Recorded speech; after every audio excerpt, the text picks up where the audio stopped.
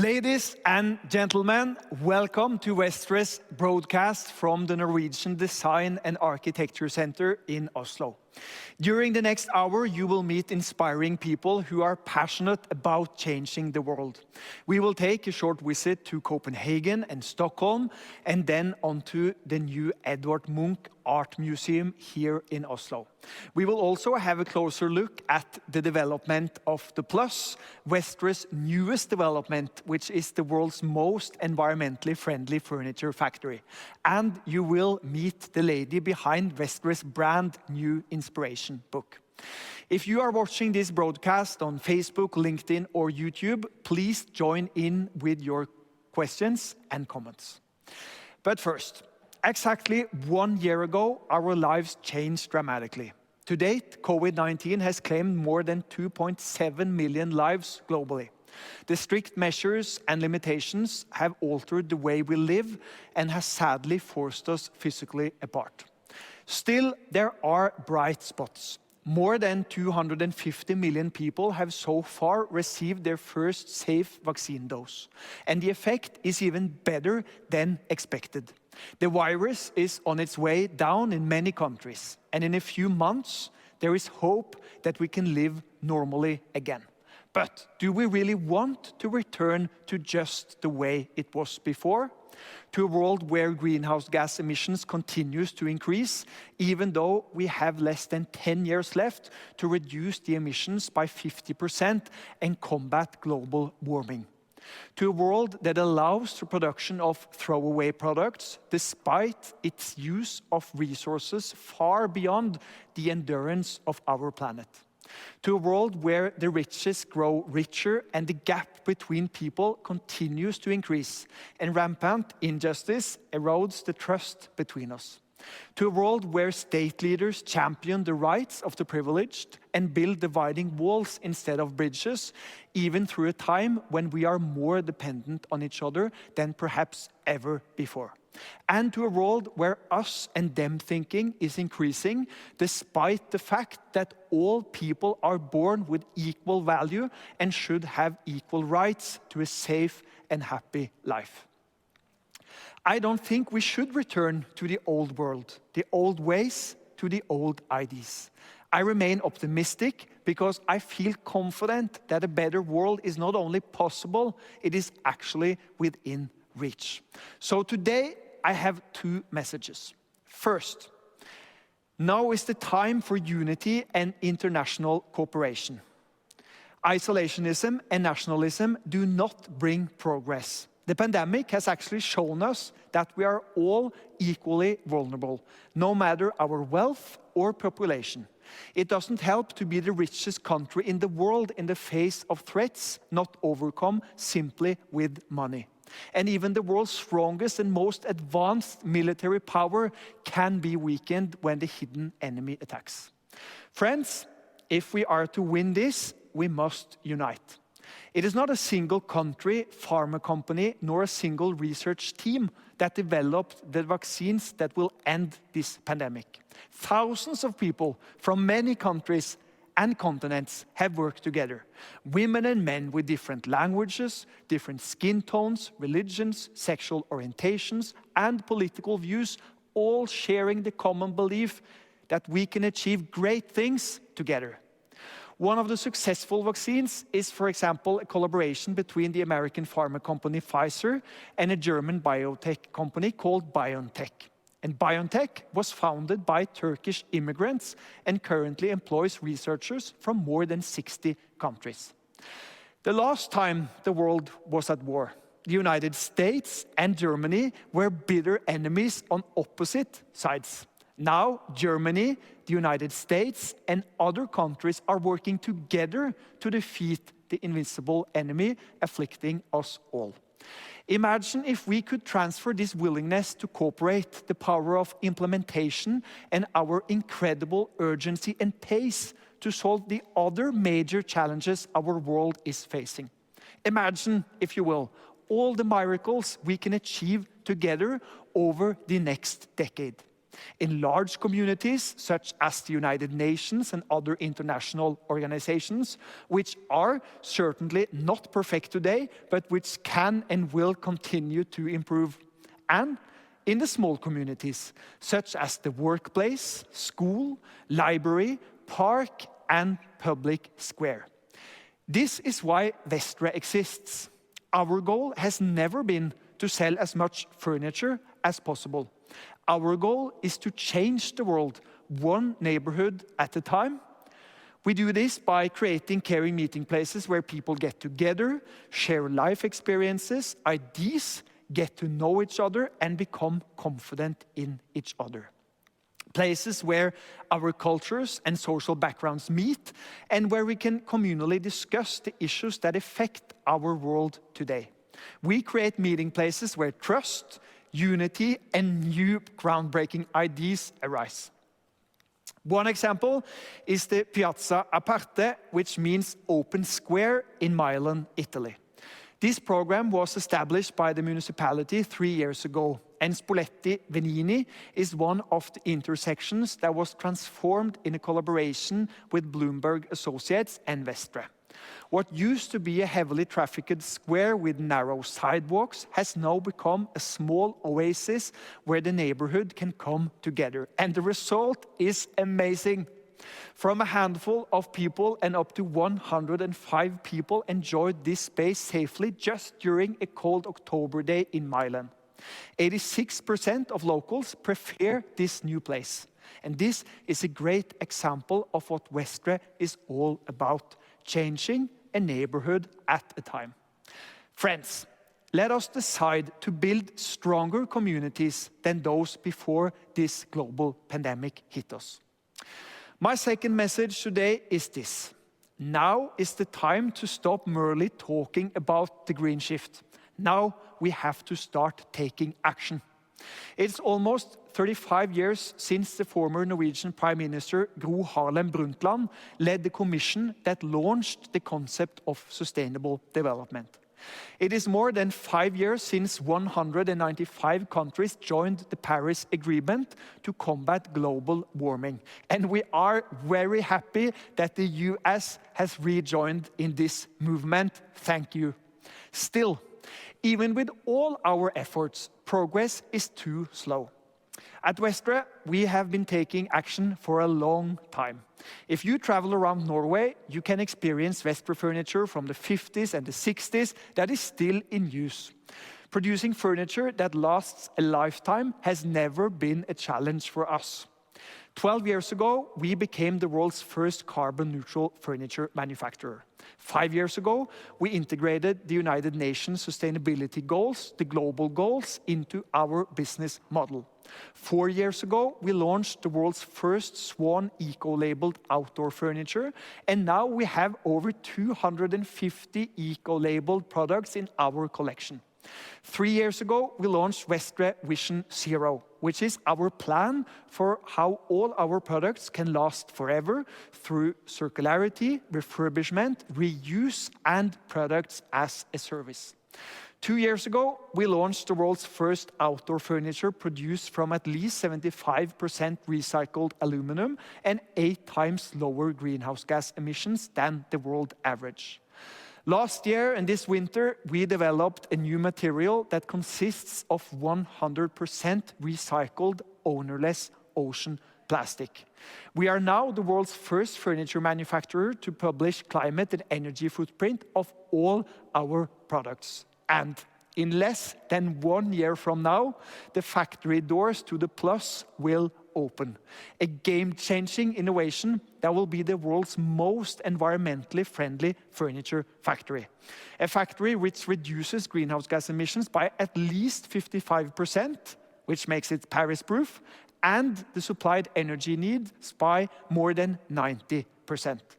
The factory, designed by Big Bjarke Ingels Group in Copenhagen, is not only the first industrial project in the Nordic region to achieve the highest environmental certification BREEAM Outstanding, it is probably also the world's most open and transparent experience factory, where everyone is invited right up to the factory walls to watch the manufacturing whenever they want.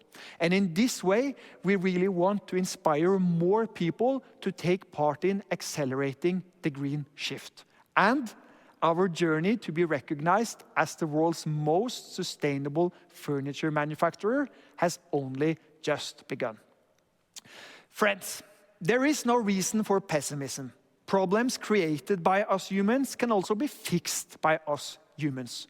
We must be led into the future by the optimism of our greatest ambitions.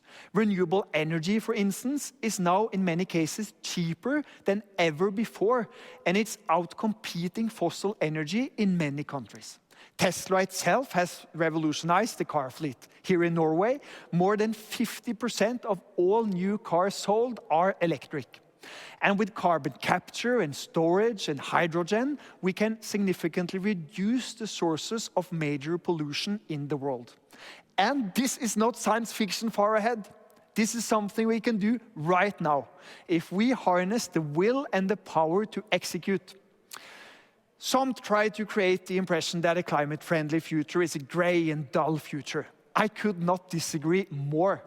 I think we are facing a green and bright future, a future where we get access to new technology that makes our lives easier and happier, a future where we can enjoy cleaner air and more nature, a future where we can travel and experience new places with environmentally friendly transport methods, such as self-driving electric cars and emission-free airplanes. A future where we can create millions of new, exciting and climate-friendly jobs. And a future where we can distribute the resources in the world more fairly than today, so that no one is left behind. Some might find it naive to believe that people and companies can change the world, but I don't. We can all change the world, no matter who we are, where we live, or what we do for a living. When my grandfather established Vestre almost 74 years ago, it was with the motto, everything is possible for the Lord Almighty and a mechanic. At Vestre, we still believe that everything is possible.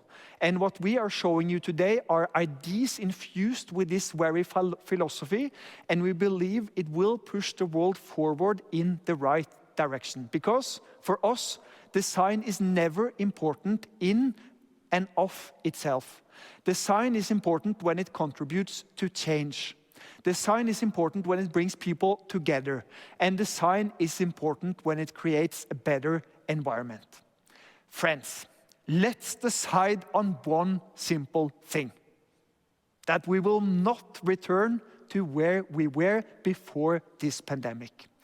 Let this difficult time be the starting point for change, for more cooperation and less friction. Let us focus on opportunities, not constraints, and on what unites us, not on what divides us. Let's accelerate the green shift. It's urgent, but it's not too late. And we will succeed if we decide to do so, and if we use all the creativity and knowledge that we are equipped with. Thank you so much for watching this broadcast, and please stay tuned as we are heading to Copenhagen. The best way to explain what design and architecture is to listen to the Danish word for design, which is formgivning, form giving.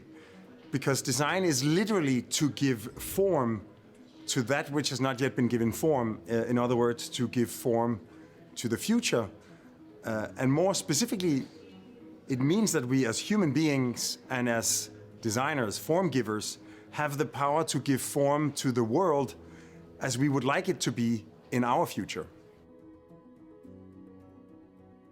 Maybe there is an example where sustainable cities and sustainable buildings are not just better for the environment, they're also better for the lives of the people that inhabit them.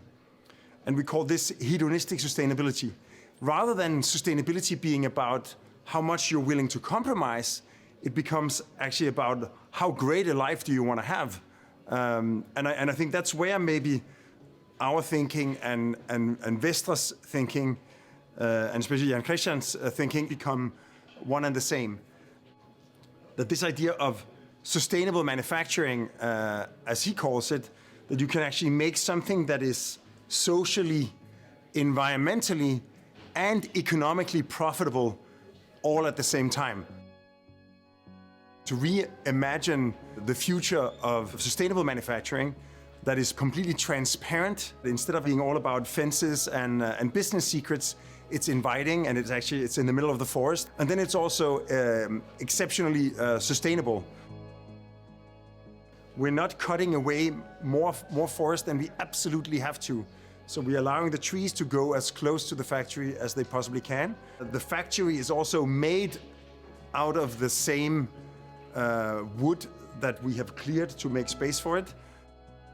The maybe most inspiring idea is that we mapped the solar radiation on the roof, and you get these kind of sunspots where you get the most solar exposure because of the shadow of the trees, because of the inclination of the roof. So they become these weird shapes that are not designed by us. They're calculated by the sun. So of course you'll have those configurations on the roof, but we've actually made the roof accessible. So from all four sides, you are invited to walk up either on the stepping facade, looking into the factory, so you can look into the factory, down on the factory floor, and you find yourself on the roof. There's kind of this wide invitation to enjoy the factory in a lot of different ways, and actually enjoy the views of the factory from a lot of different perspectives. We tend to divide our world into two: the front of house and the back of house. And the front of house is all the nice places. It's the things that deserve architecture. And it's the lobby. Maybe it's the headquarters where the management sits. And then there's the back of house. That's where all the real work happens. That's where all the furniture is made. We actually believe that the most exciting things happen when you combine those two things.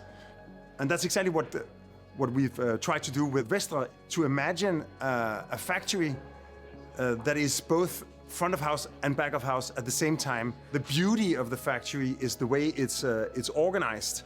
It's the intersection of a road and a manufacturing plant, which creates this kind of plus, this kind of propeller or pinwheel. In the ends, goods can come in and products can come out. So you can in a way say the logistical diagram becomes the sort of architectural composition.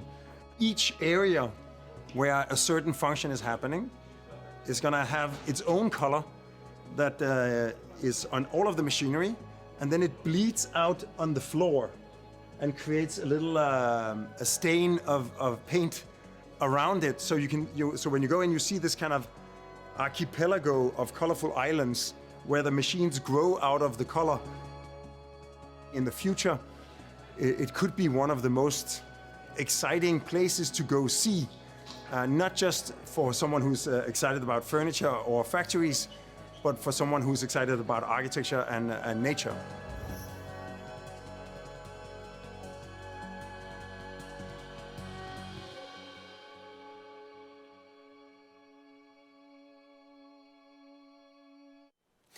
Many thanks to Bjarke Ingels and your team in BIG.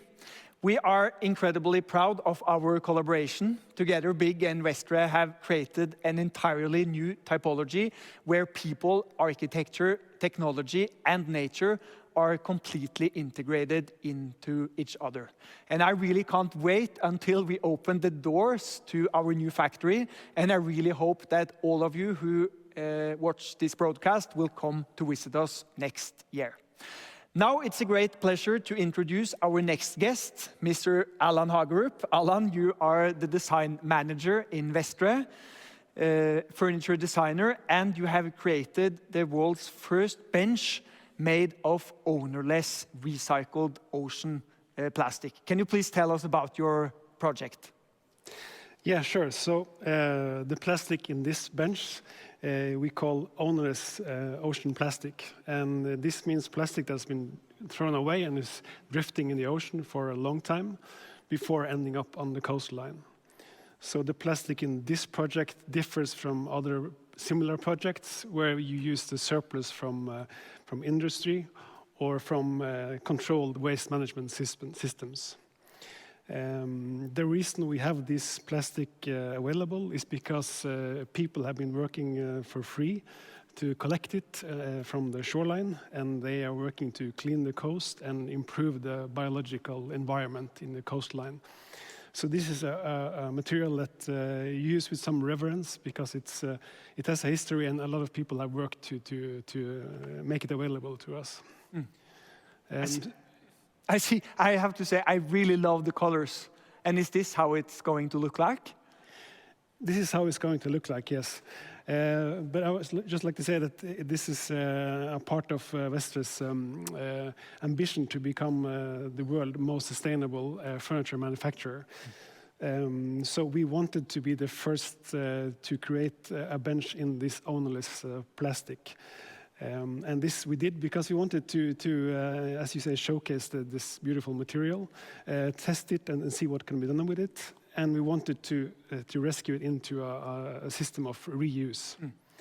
Yeah.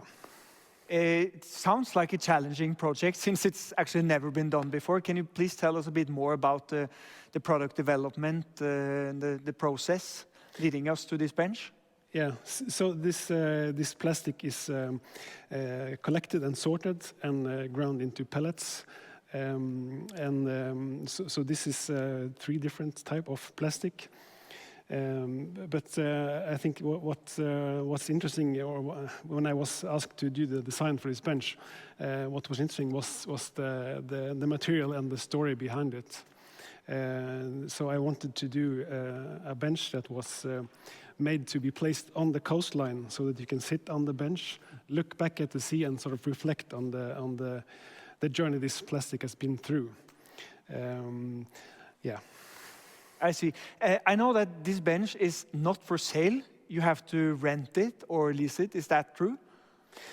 Well, this plastic you can only rent. Vestre is part owner in a company called Oguri that owns the plastic and rents it out to Vestre for use in industrial production. So you can make a product like Coast. So when this material is used up, or the rent period is over, you have to take it back and deliver it back to Oguri so they can reuse it in another product later on. So for Vestre, it's we need to have a service agreement with the customer so that we can get the plastic back and send it back to Oguri to be made into new products. I see. Can you show us one of the slats? I mean, as I said, I love the colors. They're so unique, and I mean, so many stories behind them. Yeah, so this is a prototype, so it's not completely as beautiful as it will be when we have. I find it really beautiful. Yeah, but the materials are from a different type of materials from the assortment process, and we think it's become quite an interesting material, and we have the different assortment, and we made the first bench out of what was available at the time. So this pattern or these different colors were mixed together from what we have, and we think that's probably in the future how it will be made also, so that you get what's available. And I think this is a very beautiful material with like a depth, like almost like looking into the ocean. So we're really happy with it, and it's also this bench is designed so that you can easily remove the plastic from the bench after use and have it brought back to Oguri for reuse. Alan, you mentioned the future, but do you think this is the future? I mean, recycled resources, but also the fact that this is a product as a service. It's not something you can buy. You have to rent it so that we make sure that it will never turn into waste again. Is this the future for the manufacturing industry? Well, I think plastic waste is one of our biggest climate challenges. So I think every year it's more than 6 million tons of trash ending up in the ocean, and 70 to 80% of that is plastic. So I think if we can collect the plastic and make sustainable products, it's a good thing. But we need to produce less plastic, and we need to get away from the throwaway culture for plastic. So the main message is we need to reuse the raw materials as long as possible. And that's also a trend in the design and architecture that's growing now at the moment. Alan, congratulations on your new bench. I really can't wait to see this all around the US and in Europe in the years to come. Thank you very much. Thank you.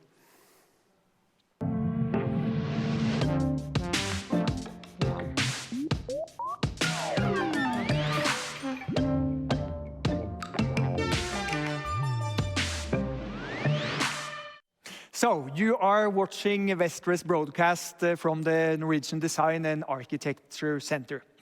Edvard Munch is Norway's most famous artist and probably one of the world's most famous Norwegians. Among other things, he painted the pictures Scream, Madonna, and The Girls on the Bridge. Later this year, the brand new Munch Museum will open in Oslo. And the museum was designed by Estudio Herreros in Spain. The public can enjoy Munch's art in the building's 13 floors. 2 years ago, the Norwegian designers Andreas Engesvik and Jonas Stokke won the competition to design the furniture for this wonderful museum. It has now become the Munch collection, which is part of Vestre's lineup this year. Take a look at this.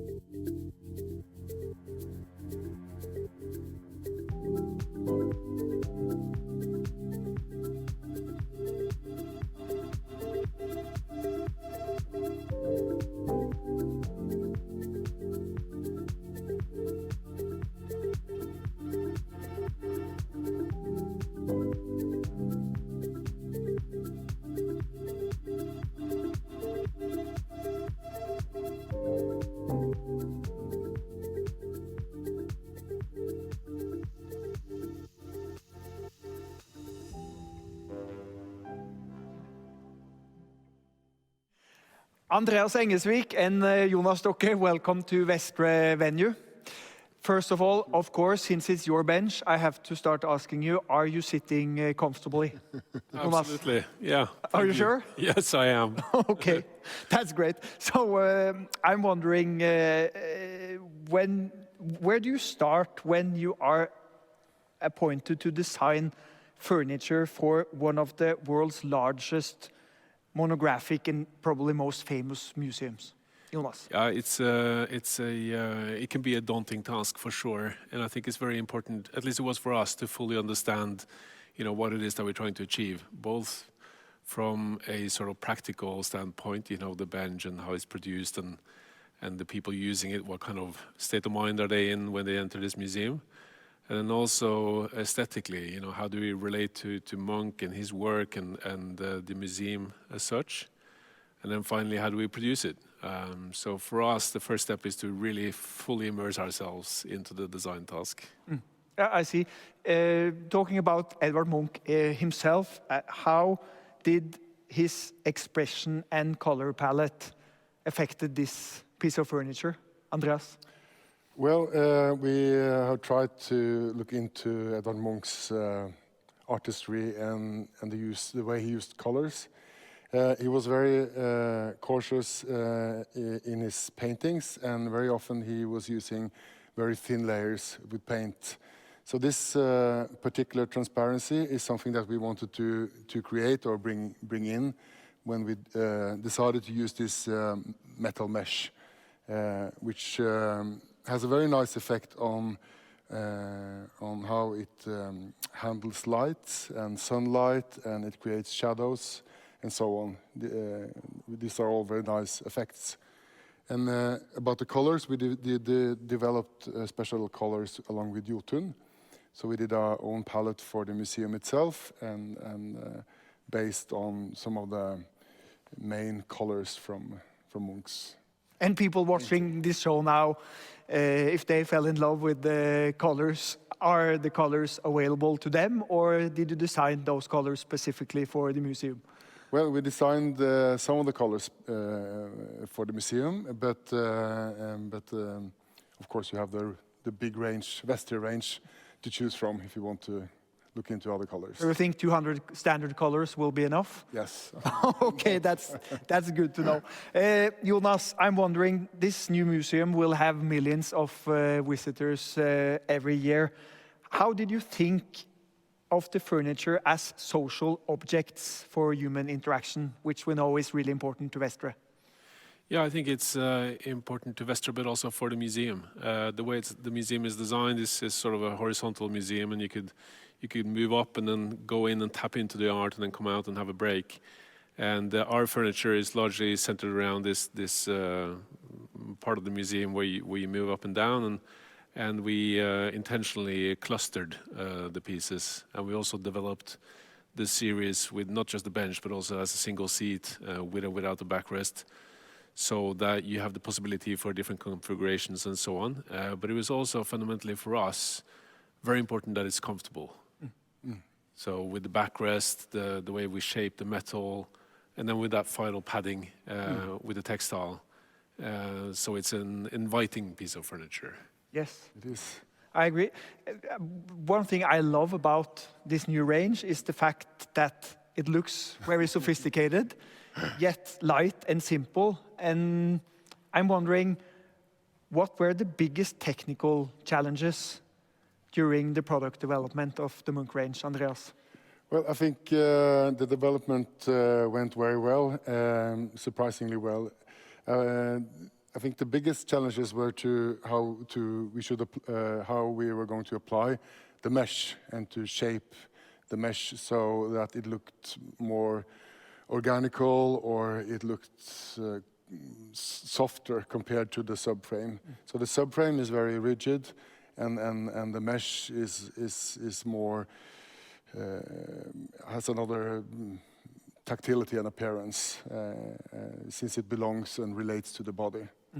So, and again, we wanted to use only steel as a material to create this particular singularity. I see. Andreas and Jonas, thank you so much for joining us today. The museum will open this summer, and I think people from all over the world really look forward to discover not only Edvard Munch's art pieces, they are beautiful, but also the very nice architecture and your beautiful furniture. So thank you very much, and congratulations. Thank you. Thank you.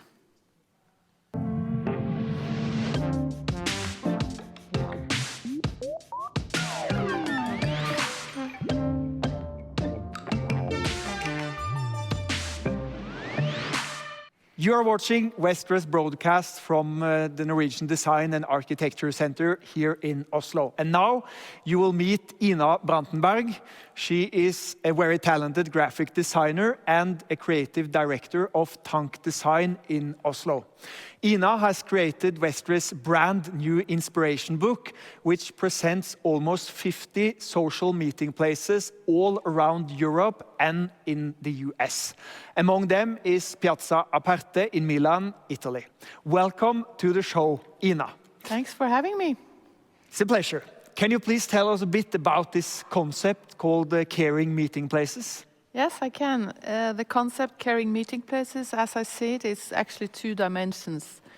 The first is about this situation we are in now with COVID, and it's about creating safe meeting places during the pandemic. The other dimension is actually even more important, and that's about the society now slowly opening up and how important it is to create these social meeting places where we can meet across age, social and cultural background. So if all planners, urbanists and landscape architects and politicians that really have to facilitate for making these meeting places. I think these random meetings between people are so important to create this good society where everybody feels included. Yeah, I totally agree. You know. but to me, it seems a bit difficult. I mean, during the pandemic, all we hear is that you are not allowed to meet other people. And during this pandemic, you were supposed to design not only 10 pages of social meeting places, but close to 300 pages filled with social meeting places. Yeah. And what was your approach? Where did you start it? It was really a challenge because everything's nearly closed down. We had this photographer, Matteo Gastel from Milan, living in LA. But he actually traveled around, and most of the meeting places were even empty. But we really got around to see over 50 places, as you mentioned, in 27 different cities in Europe and the US. Beautiful meeting places where Vestre products plays a really important role. I see.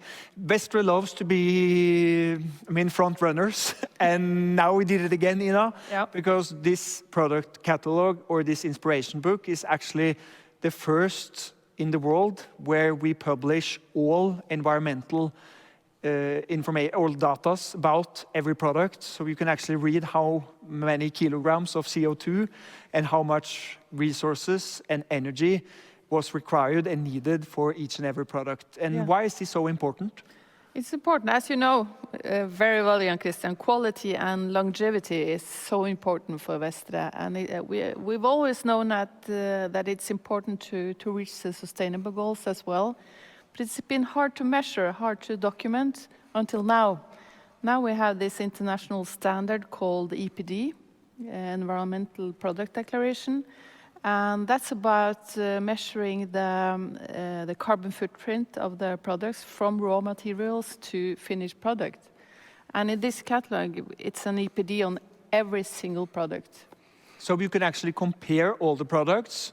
You can compare the products not only by price, but also on sustainability. I see. I mean, it's a beautifully designed book. Still, some people may wonder, perhaps, if it's really necessary to print a book like this when we do have the internet. What's your take on that? What do you think? I think it's a very interesting question, and we asked ourselves: is it really important? Is it really necessary to print a catalog? As you know, IKEA stopped last year to produce their own catalog. A couple of years ago, we asked the target group for Vestre if they used it, and what they amazed was they used it every day. And not only this year's catalog, they had all the catalogs 6 years ago. So I think if you produce something that has good quality by design, by photos, by print, you see it as a value, and you keep it instead of throwing it away after using it. And I mean, a lot of Vestre's inspiration books designed by you has actually received numerous design awards as well. Yeah, so I do think it's an object that people actually keep. Yeah, I hope so. What about the printing process itself? The printing process, when you first decide to print a catalog, you really need to think of it in the most sustainable way you can. So this catalog is printed on Swedish paper, certified paper. The cover is in 100% recycled fiber, and it's printed in Oslo by a Nordic Swan labeled printer. I see. So we can read it without any bad feelings. Good conscience. Okay, that's great. That sounds wonderful. And for all of you, the inspiration book can be ordered for free on our webpage, and you can also download the PDF version there.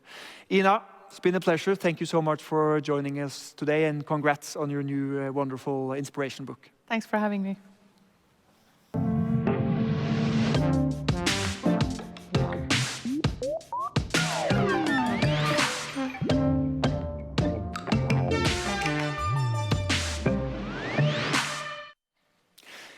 Vestre collaborates with more than 30 designers and has received many design awards. For us, design is a tool for bringing people together.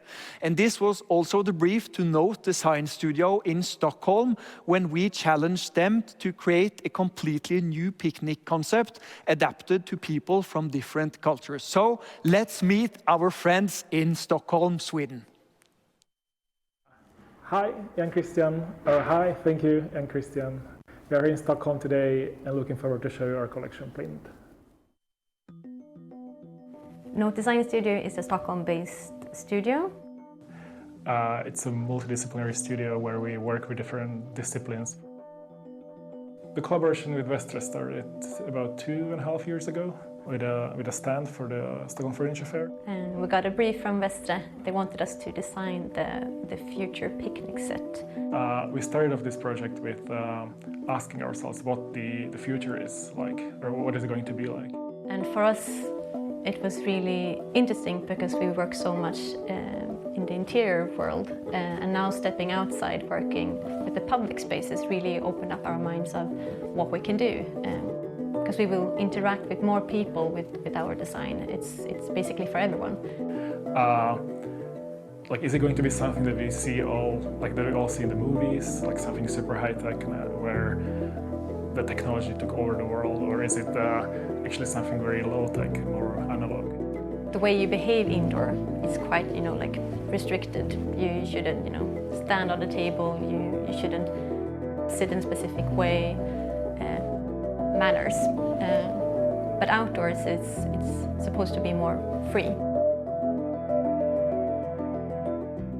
What I like the most about our design is the multifunctionality and how we can combine different pieces in order to create whole new setups. So, like, the whole system is very flexible. If you want to sit down, you will find a place to sit. You lean on things, you sit on things, you sit on things you're used to standing on, So we really want to inspire people to feel free to use them however they want to, not only create these fixed settings with 2 benches and a table.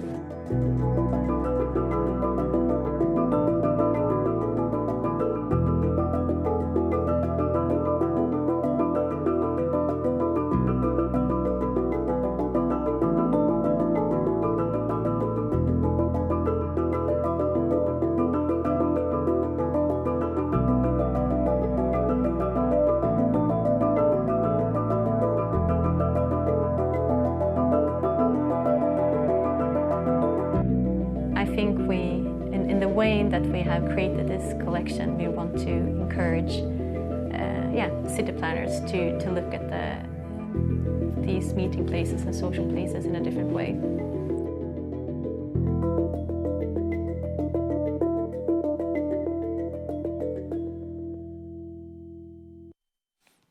Thank you so much, Note Design Studio. We really look forward to the borders to our beloved neighbor country soon open so that we can finally meet again. I'm now standing here with the designer I've known since I was 10 years old and had a bowl cut. Mikael Olofsson, welcome to the show.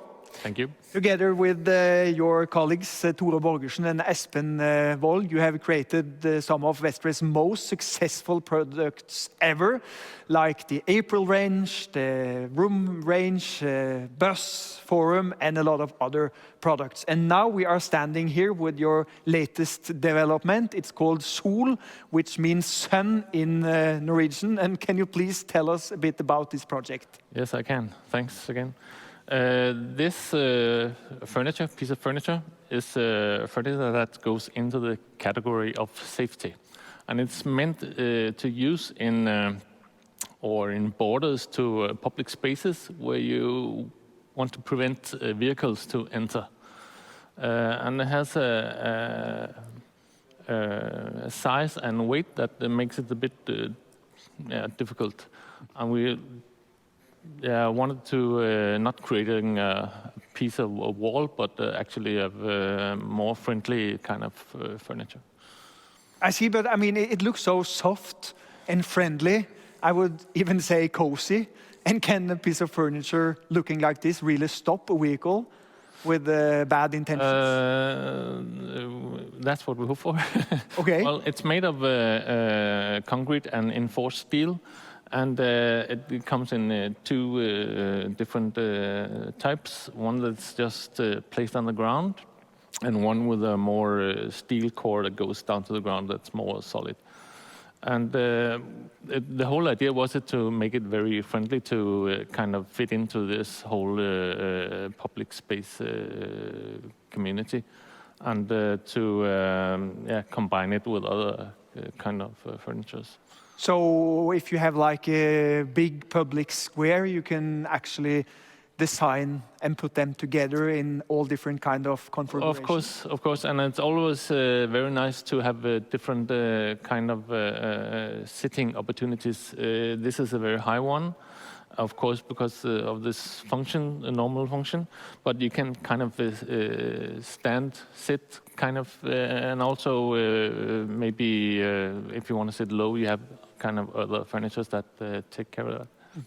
I really love that it looks so social and inviting, but still has the ability to stop vehicles. I mean, because when I think about products and bollards and stuff like that, I mean, they most of the times look really hostile and not very friendly and something you really want to place in your cities. So it's, I mean, it's an achievement if you have been able to integrate that feature into a piece of furniture that looks so nice. So that's well done, Mikael. Thanks. And what about this plant box? Is that a standard feature? No, yeah, or? well, actually, the standard version comes with a lid, a curved lid that closes the form.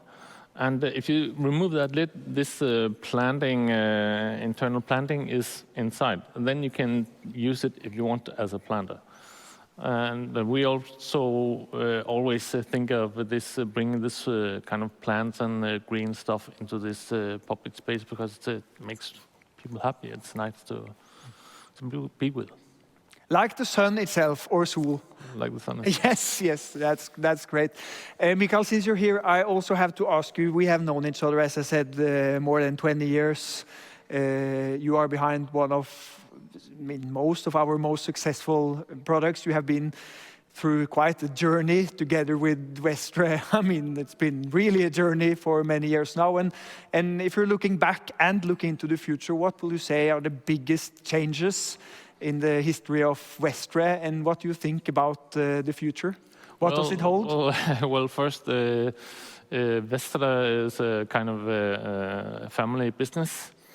And I guess this whole view of sustainability and society in general maybe always have been there somewhere. But you are kind of lifted it up and like make it one of Vestre's brands. And that is a bit new. And this also this transparency that you see in the whole business from the factory and the office makes it actually very easy for us designers to approach the different ideas and problems directly. So that's quite new. We are extremely proud of our collaboration. One last question, Mikael. I know you and Espen and Tore, you meet, I think, every week to discuss different kind of potential Vestre products. And in 2022, do you think we will see some new successful products from the three of you? Certainly. Can you tell us a secret or something? Well, we have many new ideas we work with, and I think you've seen some of it already. Maybe it's somewhere in the back. Oh yes. But it's been a very difficult year, but we actually, like you say, we meet once a week in a cafe, and that's kind of our office where we throw ideas at each other, and we have a lot of stuff. You just have to build it. Yes, of course, and we really can't wait to see the latest development, and of course for this Sol bench, the sun bench, to be spread out to the world. Thank you so much, Thank you. Mikael. Take care. You too. Okay, thanks all of you. We have now come to the end. Thanks a million to all of you who did watch this broadcast. We really hope you will join us at the next Vestre Venue. At vestre.com and theplus.no you can read more about the new furniture, our philosophy, and you can see pictures and videos and even live from the construction site, our new factory, The Plus, at Magnor here in Norway. So please take care and remember, everything is possible. See you soon. Thank you.